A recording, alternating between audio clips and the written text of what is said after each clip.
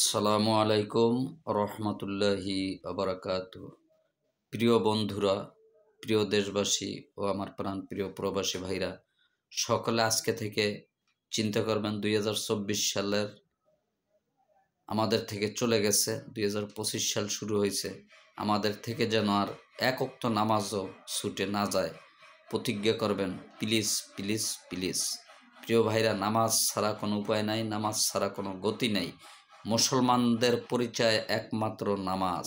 আপনি আমি যে মুসলমান, তার পরিচয় হলো একমাত্র নামাজ। আপনি আমি যদি বলি যে আমি মুসলমান, মুখে বলি কিন্তু নামাজ পড়ি না, সব কিছু করি কিন্তু নামাজ পড়ি না, প্রিয় ভাইরা, আপনি আমি খাঁটি মুসলমান হতে পারবো না। প্রিয় ভাইরা, ইহুদি খ্রিস্টান হিন্দু যারা আছে তাদের ছোট বাচ্চারা যদি মারা যায় তারা জান্নাতে যায়, আর মুসলমানের ছোট বাচ্চারা মারা গেলে তারাও জান্নাতে যায়। তার কারণ কোথায়? তার কারণ এখানে। এটা ব্যাখ্যা করলেই আপনারা সব কিছু বের করতে পারবেন। আমি যে এখন কথাটা বললাম, ইহুদি খ্রিস্টান মুসলমান হিন্দু বৌদ্ধ তাদের ছোট শিশু বাচ্চা মারা গেলে নাবালক, তাহলে তারা বিনা হিসেবে জান্নাতে যায়। মুসলমানেরও শিশু বাচ্চা মারা গেলে তারা বিনা হিসেবে জান্নাতে চলে যায়। প্রিয় ভাইরা, যারা মনে করেন যে সকল লোক বড় হয়, বড় হওয়ার পরে মারা যায়, তাদের হিসাব আল্লাহর দরবারে জাররা জাররা পরিমাণ দিতে হবে। কারণ তাকে আল্লাহ জ্ঞান দিয়েছে, বুদ্ধি দিয়েছে, এটা সে কোন কাজে ব্যয় করছে, সঠিক পথে না অবৈধ পথে, এই হিসাব দিতে হয়। প্রিয় ভাইরা, 5 ওয়াক্ত নামাজ পড়বেন। মুসলমান, হিন্দু, বৌদ্ধ, খ্রিস্টান, ইহুদি, নাসারা, যত জাতি আছে পৃথিবীতে, এর মধ্যে মুসলমানের পরিচয় হচ্ছে নামাজ। সোজা কথা, যে 5 ওয়াক্ত নামাজ পড়বে সেই মুসলমান। যে 5 ওয়াক্ত নামাজ পড়বে না সে মুসলমান হতে পারে না। প্রিয় ভাইরা, গরু খাইলে মুসলমান হয় না, মুসলমানে করাইলে মুসলমান হয় না। প্রিয় ভাইরা, ত্যাগ স্বীকার করে যে ব্যক্তি তাকে বলা হয় মুসলমান। লা ইলাহা ইল্লাল্লাহু মুহাম্মাদুর রাসূলুল্লাহ, কালেমা শব্দের অর্থ ত্যাগ স্বীকার করা। কালেমা শব্দের অর্থ ত্যাগ স্বীকার করা। এই ত্যাগ স্বীকার যে করতে পারবে সে হয়েছে খাঁটি মুসলমান, খাঁটি ইমানদার, মুত্তাকিন। আল্লাহ তাআলা কোরআনের মধ্যে বলেছেন যে আমি ইহুদি খ্রিস্টান যারা, তাদের অন্তরের মধ্যে মোহর মেরে দিয়েছি।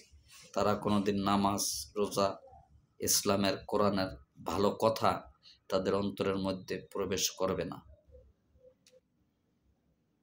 প্রিয় ভাইরা, আল্লাহ রাব্বুল আলামিন যেন আমাদের সকলকে হেদায়েত দেয়। প্রিয় ভাইরা, মৃত্যু ঘুমানোর আগে একটু চোখ বুজে দেখবেন যে আপনার আমার মৃত্যুবরণ করতেই হবে। আপনি আমি যখন মারা যাব তখন আপনার আমার আত্মাটা কোথায় থাকবে? দর্ত পড়ে থাকবে, মাটি হয়ে যাবে। আর আপনি আমি মারা যাওয়ার পরেও দুনিয়ার মাঝে দেখবে অমকের লাশ, অমকের কঙ্কাল, এটা দেখবে। প্রিয় ভাইরা, কিন্তু আপনার আমার আত্মা দেখতে পারবো? দেখতে পারবো না। আত্মাটা যে দেশে সে আবার নিয়ে যাবে, সে নিয়ে তার ভালো কাজ করে গেলে জান্নাতে রাখবে, খারাপ কাজ করে গেলে জাহান্নামে রাখবে।